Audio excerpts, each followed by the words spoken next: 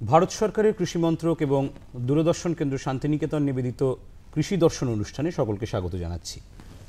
আজকে আমরা আলোচনা করব বিজ্ঞানসম্মত পদ্ধতিতে প্রাক খরিফ সবজি চাষ এই প্রসঙ্গে। আলোচনার জন্য স্টুডিওতে আমাদের মধ্যে রয়েছেন মুর্শিদাবাদের রানীনগর ১ নম্বর ব্লকের সহকৃষি অধিকর্তা উত্তম কোনাই। উত্তম দা, স্বাগত। নমস্কার। যেটা হচ্ছে যে আমরা তো অপেক্ষা করে থাকি এই প্রাক খরিফের সবজি চাষ এটার জন্যে, কারণ অনেক ধরনের সবজি চাষ হয় আমরা জানি। তো কোন কোন সবজি প্রাক খরিফে আমরা পেয়ে থাকি এবং খাদ্য তালিকায় এদের গুরুত্ব কতখানি? সাধারণত প্রাক খরিফ মরশুমে আমরা এই সময়ের সবজিটা লাগাই আর কি। প্রাক খরিফ মরশুমে সাধারণত যে সবজিগুলো আমরা পেয়ে থাকি তার মধ্যে অন্যতম হচ্ছে বেগুন, ঢ্যাঁড়স, কুমড়ো জাতীয় কিছু সবজি, লাউ, মিষ্টি কুমড়ো, এছাড়া পটল লাগানো হয়ে গেছে, পটল আমরা সেই সময় পাবো। এছাড়াও হচ্ছে গিয়ে আপনার বেশ কিছু সবজি জাতীয়, বিশেষ করে নোটে শাক জাতীয়, সেগুলো আমরা কিন্তু এই সময়ে পেয়ে থাকি। মূলত প্রাক খরিফ মরশুমে এই সমস্ত সবজিগুলো আমরা পাই। আর সবজির গুরুত্ব আমাদের প্রাত্যহিক দৈনন্দিন জীবনে যে খাদ্য তালিকা তাতে অপরিসীম। আমরা বাঙালিরা সাধারণত শুনে অভ্যস্ত যে ডাল ভাত বা মাছে ভাতে বাঙালি, তার সাথে কিন্তু সবজি ভাতটাও খুব প্রচলিত বা সমর্থক একটা শব্দ। একদমই। সাধারণত এই সবজি জাতীয় খাবার আমাদের বিশেষ করে যে সুষম পুষ্টি তাতে বেশ ভালো ভূমিকা একটা গ্রহণ করে, এবং সবজি ছাড়া প্রায় সুষম পুষ্টি কোনোভাবেই সম্ভব নয়। কারণ এই সবজির মধ্যে প্রচুর পরিমাণে মিনারেলস এবং ভিটামিনস, বিশেষ করে খনিজ লবণ এবং ভিটামিন এগুলো রয়েছে। এছাড়াও আঁশ জাতীয় খাবার বা ফাইবার এর পরিমাণও কিন্তু যথেষ্ট রয়েছে। সাধারণত আমাদের একটা সুস্থ সবল মানুষের প্রতিদিন খাদ্য তালিকায় প্রায় 285 গ্রাম মতো সবজি থাকা প্রয়োজন। এর মধ্যে 115 গ্রাম হচ্ছে গিয়ে শাক বা পাতা জাতীয় সবজি, এর মধ্যে 85 গ্রাম হচ্ছে গিয়ে আপনার মূলত হচ্ছে গিয়ে কন্দ জাতীয়, এর মধ্যে আলু, কচু এগুলো আছে। বাদবাকি যে 85 গ্রাম থাকলো সেটা অন্যান্য সবজি কিন্তু ভীষণভাবে প্রয়োজন। অর্থাৎ খাদ্য তালিকায় আমাদের কিন্তু সবজির যথেষ্ট গুরুত্ব রয়েছে। অবশ্যই। যেটা খুব গুরুত্বপূর্ণ সেটা হচ্ছে এই সবজি লাগাবার সময়। হ্যাঁ, তো কোন সময় আমরা সবজি চাষ শুরু করব বা কোন সময় লাগাবো এবং কিভাবে বীজ শোধন করব, এই দুটো একসাথেই বললাম, কারণ বীজ শোধনটা খুব গুরুত্বপূর্ণ বিষয় আমরা জানি। সাধারণত প্রাক খরিফ মরশুমের সবজি লাগানোর সময় এখন শুরু হয়ে গেছে। এখন থেকে কৃষক ভাইরা হচ্ছে গিয়ে প্রাক খরিফ মরশুমের জন্য কেউ যারা বীজতলা তৈরি করছেন তারা বীজতলা তৈরি কাজ শুরু করেছেন, এবং যারা সরাসরি হচ্ছে বীজ মূল জমিতে বোনা হয়, বিশেষ করে কুমড়ো, মিষ্টি কুমড়ো জাতীয় ফসল বা উচ্ছে, করলা এগুলোর বীজ বোনার কাজ চলছে। এবং যেগুলো চারা তৈরি করে মূলত হচ্ছে গিয়ে আমাদের লাগানো হয়, বিশেষ করে বেগুন, লঙ্কা, এগুলোরও কিন্তু আমাদের কাজ চলছে। সুতরাং মাঘ মাসের প্রথম থেকে আমাদের এই কাজটা শুরু হয়, অর্থাৎ এই ফেব্রুয়ারি মাস থেকে। মূলত এটা হচ্ছে কি আমাদের 1 থেকে 1.5 মাস পরে আমাদের ফল দিতে শুরু করবে। তো আমরা কৃষি দপ্তরের তরফ থেকে বা প্রত্যেকটা আমাদের এই কৃষি দর্শন অনুষ্ঠানে আমরা কৃষক ভাইদের যে কথাটা বারবার বলার চেষ্টা করি, যে প্রত্যেকটা ফসলের বীজ জমিতে পড়ার আগে অন্তত শোধন করে নেওয়া উচিত। সুতরাং সবজিও তার ক্ষেত্রে ব্যতিক্রম নয়। সবজি চাষের ক্ষেত্রে আমাদের যে সমস্ত বীজ সরাসরি হচ্ছে গিয়ে আমরা বীজ শোধন করেই কিন্তু মাটিতে ফেলবো, এবং এই বীজ শোধনের জন্য আমরা কিন্তু দুরকম পদ্ধতি অবলম্বন করতে পারি। রাসায়নিক পদ্ধতি যেমন, পাশাপাশি হচ্ছে জৈব ছত্রাকনাশক দিয়েও কিন্তু আমরা মূলত বীজ শোধনটা করে থাকি। যদি জৈব ছত্রাকনাশক দিয়ে আমরা বীজ শোধন করতে যাই, সেক্ষেত্রে ট্রাইকোডার্মা ভিরিডি বাজারে পাওয়া যায়। এই ট্রাইকোডার্মা ভিরিডি 5 গ্রাম প্রতি কেজি বীজের জন্য, অথবা যদি আমরা রাসায়নিক ছত্রাকনাশক দিয়ে বীজ শোধন করতে চাই তাহলে ক্যাপটান বা থাইরাম, এটা 2.5 থেকে 3 গ্রাম প্রতি কেজি বীজের জন্য। এইভাবে নিয়ে কিন্তু আমরা ভালোভাবে বীজ শোধন করার পরে মাটিতে আমরা বীজটাকে বীজতলায় ফেলব। আমরা কিন্তু জানি যে বীজ শোধনটা যদি ঠিকমতো করা হয় তাহলে কিন্তু রোগ পোকার আক্রমণ থেকে বাঁচানো যায়। অবশ্যই, কারণ রোগ পোকা হবেই খরিফ সবজিতে। অবশ্যই। হ্যাঁ, তো সেক্ষেত্রে কিন্তু এই বীজ শোধনের গুরুত্ব খুব বেশি। সাধারণত বীজের মধ্যে কিছু হচ্ছে গিয়ে আমাদের জীবাণু, বিশেষ করে রোগ সৃষ্টিকারী জীবাণু বা ছত্রাক হচ্ছে গিয়ে থেকে যায়, বা অনেক ক্ষেত্রে হচ্ছে গিয়ে পাশাপাশি হচ্ছে গিয়ে মাটির মধ্যেও থেকে যায়। এই বীজ শোধন করলে মূলত হচ্ছে গিয়ে বীজ বাহিত যে সমস্ত রোগ, সেগুলো হাত থেকে কিন্তু আমরা খুব সহজেই হচ্ছে গিয়ে নিষ্কৃতি পাবো, এবং খুব কম খরচে একটা কৃষক ভাইদের উপযোগী একটা প্রযুক্তি, যেটা করলে পরবর্তী ক্ষেত্রে মূল জমিতে যদি আমার রোগের আক্রমণ কম হয় তাহলে চাষি ভাইদের কিন্তু চাষের খরচ অনেকটা কমে যাবে। আচ্ছা, এবার একটু বীজতলার প্রসঙ্গে আসবো। আমরা কিভাবে বীজতলা তৈরি করব এবং বীজতলার মাটি কিভাবে শোধন করব, এটাও একটা শোধনের জায়গা থাকে। অবশ্যই। মূল বিষয় হচ্ছে গিয়ে ভালো সবজি চাষ পেতে গেলে কিন্তু বীজতলা থেকে আমাদের গুরুত্ব দিতে হবে। সাধারণত আমরা 1 বিঘা জমিতে যদি কোনো সবজি চাষ করতে যাই তার জন্য 5 মিটার লম্বা এবং হচ্ছে গিয়ে আপনার 1 মিটার চওড়া এরকম দুটো বীজতলা যদি তৈরি করি তাহলেই সেখান থেকে যা আমরা চারা পাবো 1 বিঘা জমিতে আমাদের সেখানে চাষ করা যাবে। তো প্রথমে হচ্ছে গিয়ে আমার মাটিটা হচ্ছে গিয়ে ঠিকমতো করে আমাকে শোধন করে নিতে হবে। অবশ্যই কৃষক ভাইরা যারা সবজি চাষ করেন এটা আলাদা করে বলার কিছু জায়গা নেই যে বীজতলার মাটি খুব ভালোভাবে আমাকে চাষ করে একদম ঝুরঝুরে করে নিতে হবে। এবং বীজতলার মাটিকে শোধন করতে গেলে এক্ষেত্রে আমাদের দেখতে হবে বিগত দিনে যে সবজি চাষ করেছি বা বীজতলা তৈরি করেছি তাতে যদি ছত্রাক আক্রমণ হয়ে থাকে বা রোগের আক্রমণ হয়ে থাকে সেক্ষেত্রে আমাকে পুরো মাটিটাকে ঠিকমতো করে শোধন করে নিতে হবে। এবং এই শোধন করার জন্য আমরা বাজারে যে ফরমালিন পাওয়া যায় 60 ml ফরমালিন 10 লিটার জলে গুলে নিয়ে এটা 1 বর্গ মিটার মতো জায়গাতে ভালোভাবে ভিজিয়ে দেবো এবং এটা 7 দিন মতো পলিথিন দিয়ে আমরা ঢেকে রাখবো। এতে আমার যে রোগ সৃষ্টিকারী যে সমস্ত জীবাণু বা ছত্রাক সেগুলো মারা যাবে। এতে মাটির কৃমির নষ্ট হয় না। মাটির কৃমি নষ্ট করার জন্য আমরা ব্লিচিং পাউডার নাম শুনেছি। ব্লিচিং পাউডার 2 গ্রাম প্রতি লিটার জলে গুলে ভালোভাবে যদি আমরা 1 বর্গ মিটার জমিতে ভিজিয়ে দিই এবং হচ্ছে গিয়ে তাতে যদি পলিথিন চাপা দিয়ে দিই সেক্ষেত্রে কিন্তু আমার সমস্ত রোগ সৃষ্টিকারী জীবাণু এবং ছত্রাক এগুলো মারা যাবে। কৃষক ভাইদের এবং এর থেকে সহজ এবং হচ্ছে গিয়ে ভালো যে উপায় আছে সেটা হচ্ছে জৈব পদ্ধতিতে হচ্ছে কি আমরা মাটির বীজতলাকে শোধন করে নিতে পারি। এবং সেক্ষেত্রে আমি একটু আগেই বলেছি যে ট্রাইকোডার্মা ভিরিডি এটা যদি 25 গ্রাম নেই এবং হচ্ছে গিয়ে আপনার সিউডোমোনাস ফ্লোরোসেন্স এটা যদি 25 গ্রাম নেই, এটা যদি এই মোট 50 গ্রাম হচ্ছে গিয়ে জৈব ছত্রাকনাশক এবং জৈব জীবাণুনাশক এটা যদি 10 কেজি আমার ভালো পচানো গোবর সারের সাথে মিশিয়ে দিয়ে বীজতলায় ছড়িয়ে দিই তাহলে কিন্তু জৈব পদ্ধতিতে আমার মাটির বিশেষ করে বীজতলার মাটিটাকে আমরা শোধন করে নিতে পারবো। একটু জাতের প্রসঙ্গে আসি। হ্যাঁ, যেমন বেগুনের, ঢেঁড়সের, কুমড়োর জাতগুলি ভালো জাত কি কি পাবো আমরা?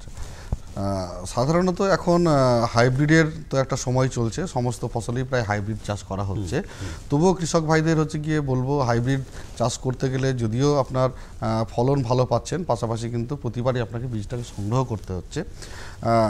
হাইব্রিড চাষ করা যেতে পারে। এছাড়াও উন্নত জাত যেগুলো আছে আমরা সেগুলো চাষ করতে পারি। বিশেষ করে প্রাক-খরিফ মরশুমে বেগুনের ক্ষেত্রে যে উন্নত জাতগুলো আছে তার মধ্যে হচ্ছে গিয়ে পুষা ক্রান্তি একটা খুব ভালো জাত। এছাড়া হচ্ছে পুষা পার্পল লং, পুষা পার্পল ক্লাস্টার, রাজপুর এগুলো আমরা চাষ করতে পারি বিশেষ করে প্রাক-খরিফ মরশুমে যে আমরা বেগুন চাষ করব। ঢেঁড়সের ক্ষেত্রে পার্বণী ক্রান্তি একটা ভালো জাত আছে। এছাড়াও হচ্ছে গিয়ে আপনার কল্যাণী, প্রভাকর এই জাতগুলো কিন্তু আমরা চাষ করতে পারি। পুষা সাওয়ানি একটা খুব ভালো জাত আছে ঢেঁড়সের ক্ষেত্রে। আর কুমড়োর ক্ষেত্রে যেটা বিষয়, মিষ্টি কুমড়োর ক্ষেত্রে আমরা চৈতালি একটা জাত আছে ভালো, বর্ষাতি।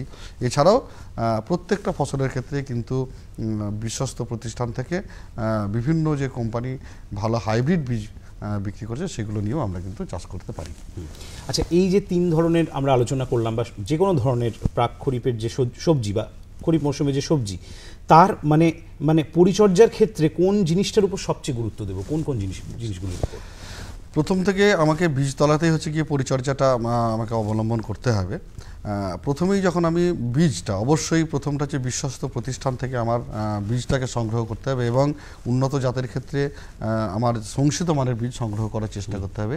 এর পরবর্তী ক্ষেত্রে বীজ শোধন করাটা কিন্তু অত্যন্ত জরুরি।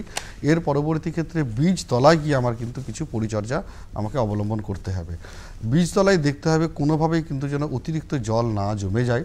সাধারণত এই জন্য বীজতলার মাটিকে আমরা সমতল যে মাটি তার থেকে অন্তত 6 ইঞ্চি একটু উঁচু করে বীজতলাটা তৈরি করার কথা কৃষক ভাইদের সুপারিশ করি, যাতে অতিরিক্ত জল আমাকে বের হয়ে যায়। এবং বীজতলায় প্রতিনিয়ত আমাকে লক্ষ্য রাখতে হবে যে মূলত এই সময়ে বিশেষ করে বীজতলাতে চারার ক্ষেত্রে একটা হচ্ছে গিয়ে চারা ধসা বা গোঁড়া পচার একটা রোগের সমস্যা কিন্তু দেখা যায়। এরকম ধরনের রোগ যদি দেখা যায় সেক্ষেত্রে কিন্তু কৃষক ভাইদের মাঝখান থেকে হচ্ছে গিয়ে হাত দিয়ে, আমি 1 মিটার চওড়ার কথা বলেছি, 2 দিক থেকে আমার হাত পাওয়া যাবে, সেই আক্রান্ত চারা গাছটাকে আমার তুলে ফেলতে হবে। এবং পরবর্তী ক্ষেত্রে যাতে এই রোগটা না ছড়িয়ে যায় তার জন্য আমার কপার অক্সিক্লোরাইড গ্রুপের যে ওষুধ ব্লাইটক্স এটা 4 গ্রাম প্রতি লিটার জলে গুলে, অথবা কপার হাইড্রক্সাইড গ্রুপের ওষুধ হাইডাইস বা কোসাইড 101 এটা 2 গ্রাম প্রতি লিটার জলে গুলে স্প্রে করতে পারি। এছাড়াও কৃষক ভাইদের মধ্যে খুব ভালোভাবে কাজ করবে এরকম একটা সুপারিশ করতে পারি, সেটা হচ্ছে গিয়ে কার্বেন্ডাজিম 1 গ্রাম এবং ম্যানকোজেব 2 গ্রাম এটা মিশ্রণ করে নিয়ে যদি আমরা স্প্রে করতে পারি, তাহলে কিন্তু এই চারা ধসা বা গোড়া পচা রোগের হাত থেকে কৃষক ভাই দুটোকে মিশিয়ে কার্বেন্ডাজিম এবং হচ্ছে গিয়ে ম্যানকোজেব এটা মেশানো যায়, এর কম্প্যাটিবিলিটি রয়েছে, সুতরাং এটা মিশিয়েও কিন্তু আমরা দিতে পারি। বা এর কম্পোজিশনও বাজারে পাওয়া যায়, সাব বা কম্পেনিয়ন, এটা 2 গ্রাম প্রতি লিটার জলে গেলে কিন্তু স্প্রে করতে পারি। আচ্ছা, মানে এই কয়েকটি জিনিসের উপর কিন্তু প্রথম থেকেই খেয়াল রাখতে হবে, অবশ্যই কৃষক ভাইদের যত্ন নেওয়া উচিত, অন্তত প্রস্তুতির দিক দিয়ে। আচ্ছা, এইবার বলি প্রস্তুতি পর্ব থেকেই একটা ভয় তবুও থেকে যায় রোগ এবং পোকার আক্রমণে, সেক্ষেত্রে আমরা প্রতিরোধমূলক ব্যবস্থা তো নিলাম, তারপর যদি লেগে যায় সেক্ষেত্রে কি কি করব? প্রথম থেকে বীজতলা থেকে আমাকে একটু যদি ভাগ করে করে বলেন, ঢেঁড়স, কুমড়ো ইত্যাদিগুলো। তো প্রথমে বলি বেগুনটা হচ্ছে কি আমাদের মূল সমস্যার জায়গা। বেগুনের ক্ষেত্রে আমার যেমন বীজ শোধন করব এবং বীজ তলাতে কিন্তু এই ক্ষেত্রে আমার বিশেষ করে কিছু বাহক পোকার মাধ্যমে ভাইরাস সংক্রামিত হয়, সেক্ষেত্রে কিন্তু আমাকে বীজ তলায় কিছু আমাকে অন্তর্বাহী কীটনাশক বিশেষ করে অ্যাসিফেট 7.5 গ্রাম 10 লিটার জলগুলো স্প্রে করতে পারি, অথবা আমার ডাইমিথয়েড গ্রুপের ওষুধ রোগর 2 ml প্রতি লিটার জলগুলো স্প্রে করতে পারি। পরবর্তী ক্ষেত্রে তাহলে হচ্ছে গিয়ে এই বাহক পোকার মাধ্যমে ভাইরাসের সংক্রমণটা হবে না। কুমড়ো এবং এর বেগুন আরেকটা ক্ষেত্রে বলি, বেগুনের সব থেকে যেটা মূল সমস্যা হয় সেটা কি ফল ছিদ্রকারী বা কাণ্ড ছিদ্রকারী পোকা। মূল জমিতে যখন আমি হচ্ছে গিয়ে চারা বসাবো তখন হচ্ছে গিয়ে প্রতি মাদায় অন্তত 5 গ্রাম কার্বাফিউরান 3G এটা যেন দানাদার বিষ এটা দিয়ে দিই, এবং পরবর্তী ক্ষেত্রে আবার ঠিক 25-26 বা 30 দিন পর আবার যেন 4-এর বিশেষ করে 10G পাওয়ারের এটা যেন 2 থেকে 3 গ্রাম দিয়ে দিই। তাহলে আমার এই যে হাড় পোকা বা বেগুনের ফল ছিদ্রকারী সবচেয়ে ভয়, কুমড়োর ক্ষেত্রে কুমড়োর প্রধানত হচ্ছে গিয়ে কুমড়োর হচ্ছে ফলের মাছিটা খুব হচ্ছে বিপজ্জনক, এবং এই কুমড়োর ফলের মাছিকে নিয়ন্ত্রণ করতে গেলে আমরা একটা বিষ টোপের ব্যবহার করি। এই কুমড়োর মাছি সাধারণত যে কচি ফলের মধ্যে ডিম পেড়ে দেয়, এবং ডিম পড়ার পরে হচ্ছে গিয়ে সেখান থেকে যে আমার কীড়াগুলো বেরোয় কচি ফলকে আক্রান্ত করে এবং ফলটাকে পচিয়ে দেয়। এর হাত থেকে নিষ্কৃতি পেতে গেলে আমাদের একটা বিষ টোপ ব্যবহার করা খুব কার্যকরী, এবং তার জন্য ম্যালাথিয়ন নামে একটা আমাদের রাসায়নিক কীটনাশক পাওয়া যায়। এই ম্যালাথিয়ন 20 ml এর সাথে 200 গ্রাম ঝোলা গুড় এবং 2 লিটার জল ভালোভাবে গুলে নিয়ে একটা মিশ্রণ তৈরি করে এটা যদি আমরা পয়জন পেট আকারে ব্যবহার করি বা বিষ টোপ আকারে মাটির ভাঁড়ে আমি বিভিন্ন জায়গায় বিশেষ করে যখন ফুল ফুটছে এরকম যদি 10-15 জায়গায় প্রতি বিঘাতে দিয়ে দেই, তাহলে এই যে গুড়ের গন্ধে আমাদের ফলের মাছিগুলো হচ্ছে আকৃষ্ট হবে এবং সেটাকে মারা যাবে। ঢেঁড়সের ক্ষেত্রে ঢেঁড়সের ক্ষেত্রে খুব গুরুত্বপূর্ণ যেটা বিষয় সেটা সাহেব রোগ বা নকশা রোগ। এই রোগের আক্রমণ এটা শুধু মূলত হচ্ছে ভাইরাস ঘটিত একটা সমস্যা, এবং এর বাহক পোকাকে নিয়ন্ত্রণ করতে হয়। এই ঢেঁড়সের ক্ষেত্রে আমার রোগের লক্ষণ দেখা যায় মূলত হচ্ছে গিয়ে আমরা দেখব যে শিরাগুলো হচ্ছে হলুদ হয়ে যাচ্ছে এবং পাতাগুলো আস্তে আস্তে হলুদ এবং ফ্যাকাশে হয়ে পুরো একটা নকশার মতো বা ম্যাপের মতো তৈরি হচ্ছে। এবং এই ক্ষেত্রে নিয়ন্ত্রণ করতে গেলে আমাকে কিন্তু এই আক্রান্ত গাছ তুলে অন্য জায়গায় পুড়িয়ে ফেলতে হবে বা পুঁতে ফেলতে হবে, এবং পাশাপাশি হচ্ছে গিয়ে আমাকে এই বাহক পোকাকে নিয়ন্ত্রণের জন্য আমাকে অন্তর্বাহী কীটনাশক প্রয়োগ করতে হবে। উত্তমদা, আমাদের তো সময় খুব কম, আমরা নিশ্চয়ই আবার কখনো সবজির রোগ পোকা নিয়ে আরও বিস্তারিত আলোচনায় আসবো। আপনাকে অনেক ধন্যবাদ জানাই, খুব সুন্দর একটা আলোচনা উপহার দিলেন। আমরা কিন্তু একটা জিনিস বুঝতে পারলাম যে প্রাক খরিফ সবজি চাষের ক্ষেত্রে যেটা খুব গুরুত্বপূর্ণ সেটা হচ্ছে সময়, মানে এই সময়টাই মাঘ মাসের সময়টাকে বেছে নিতে হবে সবজি লাগানোর জন্য, এবং বিজ্ঞানসম্মত পদ্ধতি অনুসরণ করে, অর্থাৎ বীজ শোধন, বীজতলা তৈরির ক্ষেত্রে যথাযথ মানে পরিচর্যার ব্যবস্থা নেওয়া ইত্যাদিগুলো যদি আমরা করি তাহলে কিন্তু আপনারা লাভের মুখ দেখবেন। আজকে পয়সা উসুল করেই ছাড়বো। ঘনশ্যাম, আরে ও ঘনশ্যাম, ও তো স্কুলে গেছে। স্কুল গেছে? আরে ছুতো তো কোনো ভালো মতন বানাতিস।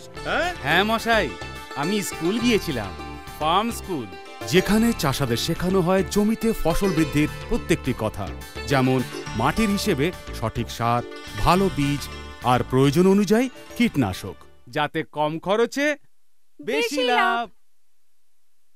এই নাও, রাখো এই টাকা, আমার আর তোমার হিসেব খতম।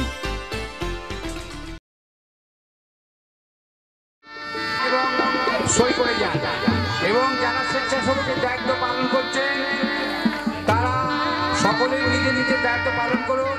পশ্চিমবঙ্গ সরকারের কৃষি দপ্তরের উদ্যোগে সম্প্রতি 3 দিনব্যাপী কৃষি মেলা হয়ে গেল বিল্লগ্রাম উচ্চ বিদ্যালয়ের খেলার মাঠে। এই মেলার উদ্দেশ্য হল কৃষক ভাইদের উৎসাহিত করার পাশাপাশি আধুনিক প্রযুক্তি সম্পর্কে সচেতন করা।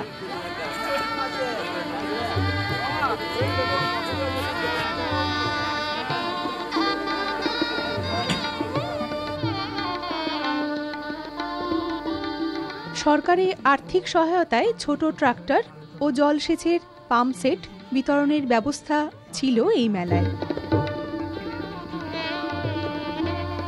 মেলায় ছিল কৃষিজ ও সংশ্লিষ্ট প্রদর্শনী, কৃষি বিষয়ক আলোচনা চক্র, কেসিসি ক্যাম্প, সরকারি সাহায্যের ফর্ম বিতরণ, ভ্রাম্যমাণ কৃষি সম্প্রসারণ যান, সাংস্কৃতিক অনুষ্ঠানের পাশাপাশি কৃতি কৃষকদের পুরস্কৃত করা হয়।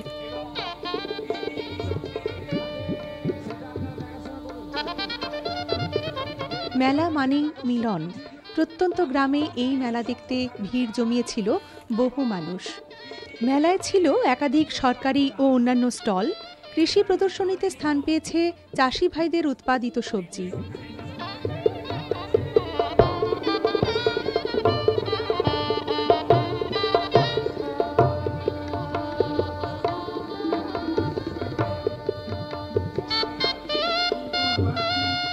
পাশাপাশি প্রাণী সম্পদ দপ্তরের উদ্যোগে গবাদি পশুদের টিকাকরণ করা হয়েছে এই মেলাতেই।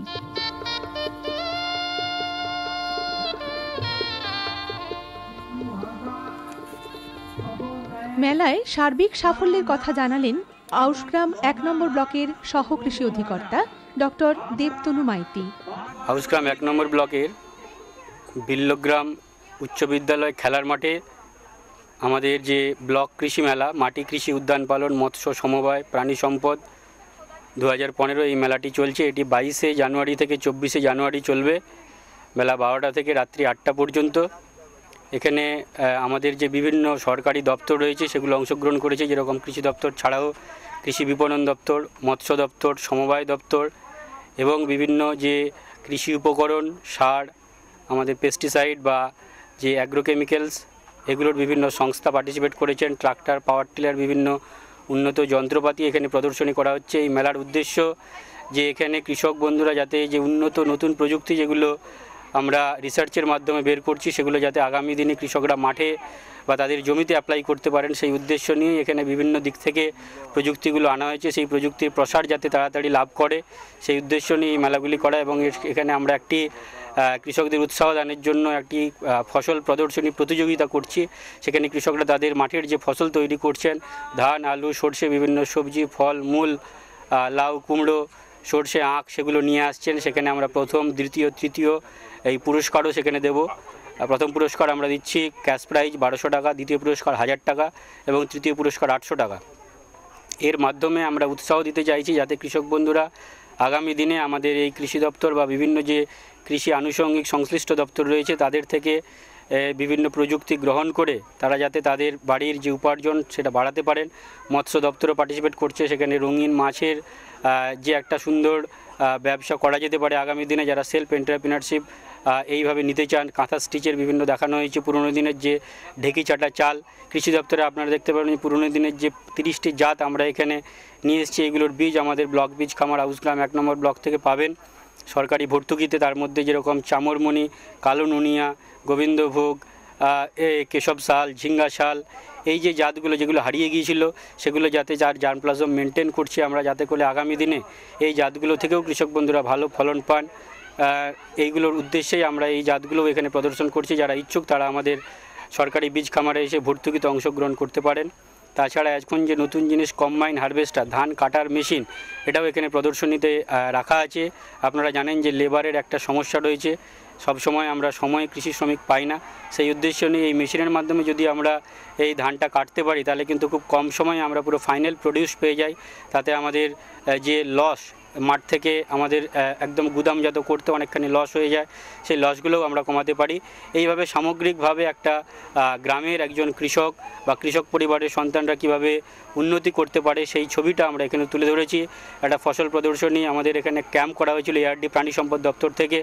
বিভিন্ন কৃষকরা তাদের গরু, বাছুর, ছাগল নিয়ে এসছেন, তাদের বিনামূল্যে চিকিৎসা করাচ্ছেন। আমরা মাটি পরীক্ষার যান আনার ব্যবস্থা করছি, সেখানে মাটির বিভিন্ন পরীক্ষা করে তাদের হাতে যে সয়েল টেস্ট সুপারিশ যে কার্ড সেটাও তুলে দেওয়া হবে, যাতে সেই সারের সুপারিশ মেনে আগামী দিনে কৃষক বন্ধুরা চাষ করতে পারেন। আমরা মাটি কৃষি উদ্যান পালন মৎস্য সমবায় প্রাণী সম্পদ মেলা 2015 হাউসগ্রাম 1 ব্লকের পক্ষ থেকে বিল্লগ্রাম উচ্চ বিদ্যালয় মেলা প্রাঙ্গণে অনুষ্ঠিত করছি। আশা করি এটা থেকে অনেক কৃষক বন্ধু উপকৃত হবেন এবং আগামী দিনে এইখান থেকে নতুন যে প্রযুক্তিগুলি জানছেন, নতুন যন্ত্রপাতি দেখছেন, সেগুলো তাদের হাতে নাতে মাঠে ব্যবহার করে উপকৃত হবে।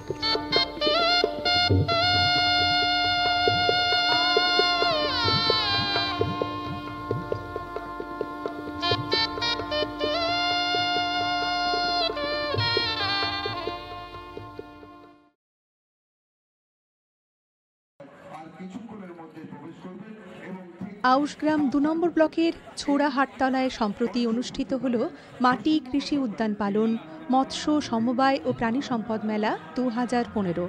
উদ্বোধনী অনুষ্ঠানে উপস্থিত ছিলেন বর্ধমান জেলার সভাধিপতি দেবু টুডু, রাজ্যের প্রাণী সম্পদ উন্নয়ন মন্ত্রী স্বপন দেবনাথ, এলাকার সমষ্টি উন্নয়ন আধিকারিক দীপ্তিময় দাস সহ একাধিক ব্যক্তিবর্গ। এই মেলার উদ্দেশ্য হল চাষি ভাইদের উৎসাহিত করার পাশাপাশি আধুনিক প্রযুক্তির মাধ্যমে চাষাবাদ সম্পর্কে সচেতন করা। পশ্চিমবঙ্গ সরকারের উদ্যোগে এই মেলায় কৃষি প্রাণী সম্পদ মৎস্য দপ্তরের স্টল বসেছে এখানে। পাশাপাশি এই মেলাতে রয়েছে বিভিন্ন ধরনের দোকান। আউশ গ্রামের আদিবাসী এলাকায় এই মেলায় শীতের দুপুরে ভিড় জমিয়েছে হাজারো মানুষ। প্রতিদিনই কৃষি ও আনুষঙ্গিক বিষয়ের আলোচনা চক্র, সন্ধ্যায় রয়েছে নানান সাংস্কৃতিক অনুষ্ঠান। এলাকার চাষি ভাইদের উৎপাদিত সবজির প্রদর্শনী দেখতে ভিড় জমিয়েছিল বহু মানুষ।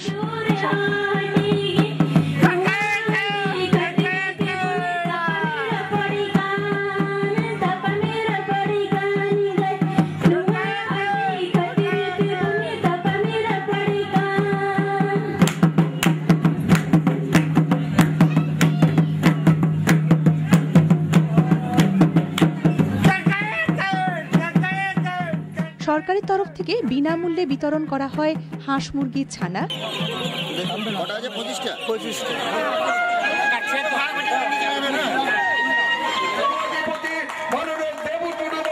রাজ্যের প্রাণী সম্পদ মন্ত্রী স্বপন দেবনাথ একটি ভ্রাম্যমাণ মৎস্য বিক্রয়যান বিতরণ করেন। যে আমাদের যে প্রযুক্তিগত যে সমস্ত আমাদের বাস্কেট আছে, প্রযুক্তিগত যে বাস্কেট আছে, সেইগুলো মানুষের সামনে তুলে ধরা, এমনভাবে তুলে ধরা যাতে করে এটা ম্যাক্সিমাম মানুষের কাছে সেটা বোধগম্য হয়, ম্যাক্সিমাম মানুষ সেই কাজগুলো সুচারুভাবে করতে পারেন, করে তাদের যে অর্থনৈতিক যে লাভ, সেই লাভটা তারা সুদৃঢ় করতে পারেন। আমরা দেখেছি বিভিন্ন ধরনের আমাদের প্রকল্প আছে, সেখানে আমরা বিভিন্ন বেনিফিট ফার্মার্সদের দিয়ে থাকি, যেখানে হয়তো একটা ট্রাক্টরের সাবসিডি 1 লক্ষ টাকা, সেখানে 2 লক্ষ টাকার থেকে কম করেও আমাদের 3 দিন ধরে যে একটা বিশাল আনন্দযজ্ঞ, সেই আনন্দযজ্ঞের মাধ্যম দিয়ে আমরা বিভিন্ন মানুষের কাছে পৌঁছাতে পারছি। আমাদের কাছে যে প্রযুক্তিগত যে সুবিধাগুলো আছে, সেই সুবিধাগুলো আমরা মানুষকে দিতে পারছি। আমাদের এমনিতে আজকে যে বিভিন্ন বেনিফিশিয়ারিগুলো আছে, তাদের যেমন মৎস্যযান, বিভিন্ন ধরনের আমাদের যে সুবিধাগুলো, যে সরকার মানে যেটা ঘোষিত প্রকল্প আছে, সেই প্রকল্পগুলোর সুবিধা তারা প্রত্যক্ষভাবে পাবেন। এটা হচ্ছে ডাইরেক্ট বেনিফিট। এছাড়া বিভিন্ন যারা প্রদর্শনী দিয়ে আমাদের সহযোগিতা করেছেন, মেলার সৌন্দর্য বাড়িয়েছেন, তাদেরকে আমরা ফার্স্ট, সেকেন্ড, থার্ড আমরা নির্বাচিত করে তাদেরকে বিভিন্নভাবে পুরস্কৃত যাতে করা যায়, সেই ব্যবস্থাও আমরা করেছি। আর এছাড়াও আমাদের বিভিন্ন কুইজ কম্পিটিশন আছে, যেখানে প্রত্যেকটা স্তরে স্তরে প্রত্যেকটা ফেজে ফেজে আমরা পার্টিসিপেশন করার জন্যও আমরা বিভিন্ন ধরনের কীটনাশক ঔষধ বা বিভিন্ন ধরনের যে সমস্ত সুবিধাগুলো আছে আমরা সেখানে দেওয়ার জন্য, উপলব্ধ করার জন্য আমরা সবসময় সচেতন। আমাদের 3 দিন ধরে এই মেলা চলবে। তার মধ্যে আমাদের সন্ধ্যা থেকে বিভিন্ন কালচারাল প্রোগ্রাম আছে। সেই কালচারাল প্রোগ্রামগুলো মেনলি আমাদের মাটি এবং আমাদের যে চাষবাসের উপর নির্ভর করে যে সমস্ত সাংস্কৃতিক প্রোগ্রাম, সেটা আমরা করতে চলেছি, এবং যাতে করে মানুষের কাছে, বৃহত্তর অংশের মানুষের কাছে আমরা আমাদের যে প্রযুক্তিগুলো এবং আমাদের যে কৃষিকার্য নিয়ে আমরা পৌঁছাতে পারি এবং মানুষকে উৎসাহ প্রদান করতে পারি।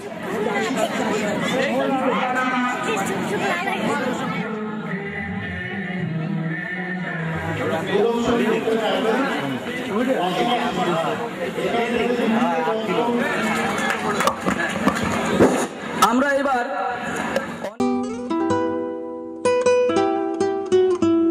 कोई चेहरा है कोमल कली का, रूप कोई सलोनी परी का, इनसे सीखा सबक जिंदगी का, बेटियां तो है लम्हा खुशी का। ये अगर हैं तो रोशन जहां है, ये ज़मीनें हैं और आसमां है वजूद इनसे ही आदमी का, बेटियां तो है लम्हा खुशी का। हमने रब को तो देखा नहीं पर नूर ये है खुदा का ज़मीं पर, एक एहसास है रोशनी का, बेटियां तो है लम्हा खुशी का। इनसे इनकी अदाएं न छीनो, इनसे इनकी सदाएं न छीनो, हक इन्हें भी तो है जिंदगी का, बेटियां तो है लम्हा खुशी का, बेटियां तो है लम्हा खुशी का।